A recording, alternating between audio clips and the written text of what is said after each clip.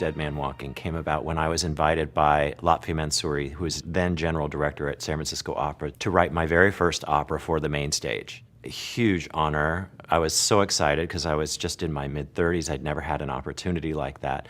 And he told me he wanted me to go to New York and work with Terrence McNally. We had a lunch where he said, I have 10 ideas. I'm going to read you all of them. I only really want to do one of them, but it's very important that we both want to do the same project and are both excited about it. So I'm not going to tell you which one it was. I said, oh, okay, hit me. And the first thing he said was Dead Man Walking. All the hair on my neck stood up. I had this shiver, that shiver when you know something is right, and I felt music. I had not read the book. I hadn't seen the movie. I knew about it because it was everywhere. Everyone was talking about it. And Susan Sarandon won the Oscar for Best Actress. We rented the video and we played it and watched it, and immediately I knew it was perfect. One thing I appreciate very much about the score is, of course, Sister Helen she's a religious person, she's a nun. This really happened to her in her life. So she's in this world that's completely foreign to her, trying to bring the spiritual salvation of this man who's asked for her help. Dead Man Walking is a story about a brutal murder of two young people, totally innocent, reasons unclear, and what that does with the victims, with the families of the victims, but also with the murderer. And what I like about this opera is that it talks about this very heavy and intense theme in a very nuanced way. Terrence McNally and Jake'a Heggiego give us the time, by telling the story in all its brutality, but it's also in all its humanity, they let us think. Sister Helen Prejean is a force of nature.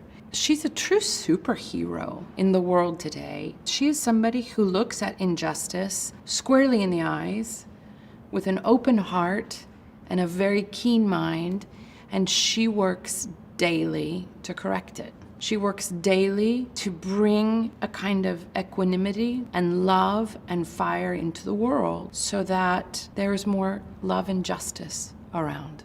Sister Helen Prejean is one of the most remarkable people I've ever met. She's fun, she's human, she's got a great sense of humor.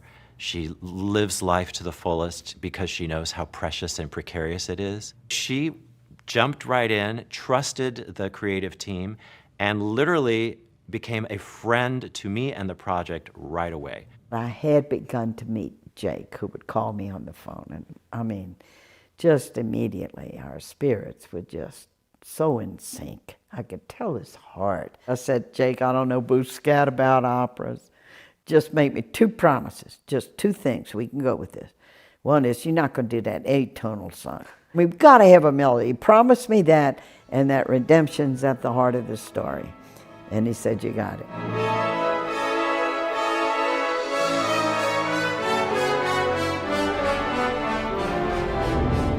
The first thing that Joseph does in the show is rape someone and kill 2 people. That's a really intense way to start off the journey of a character. And then the next time we see him, when he meets Sister Helen, he kind of puts on this confidence. He's sort of got a tough guy demeanor, and he almost thinks he's going to seduce her or something. And the arc is really intense to get from that to building up this trust with this woman, and finally kind of accepting that forgiveness is a possibility. Our first instinct is to think of it as a piece about the death penalty. And on one hand, it is. It tells the story of somebody who has committed a murder and is on death row and is executed at the end. But as I've lived in this and learned more about Sister Helen's story, I find this to be a love story, and actually maybe one of the purest that we know in opera.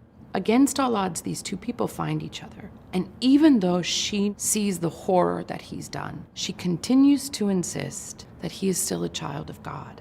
He says, sister, you don't have to come with me to the end.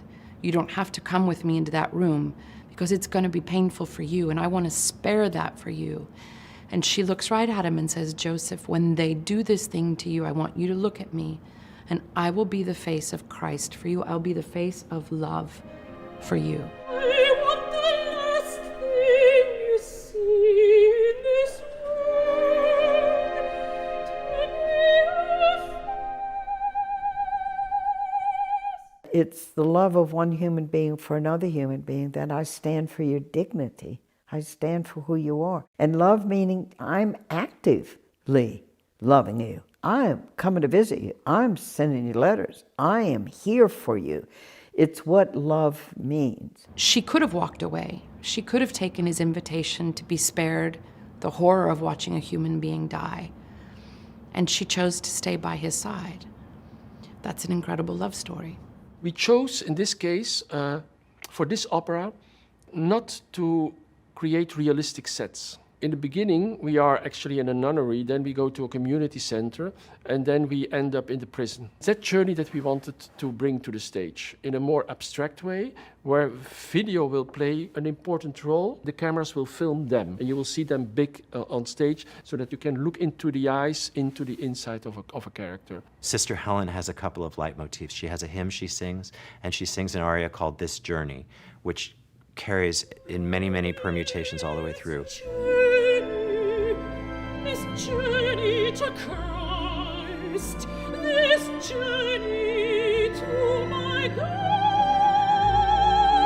There's a theme built around Joseph Desrochers' name. There's a theme built around the actual crime, a rhythmic motif.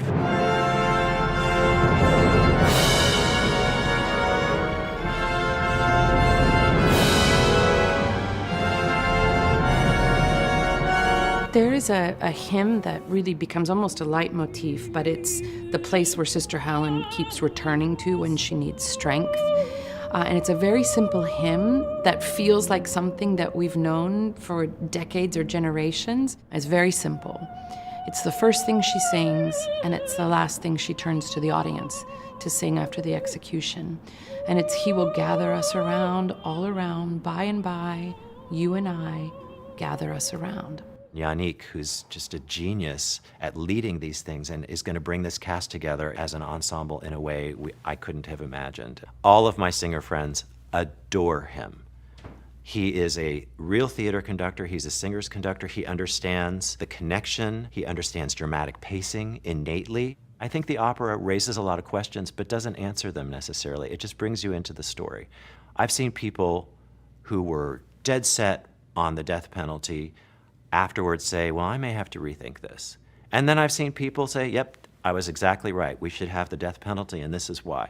I've seen people go all different kinds of ways, but what's great about it is they get to make up their own mind about that. We're not telling them. What I love about the opera is the fullest expression of art, because it's live drama where you're following the story, and it's also music that instructs the heart. It brings us to places we don't even know we have.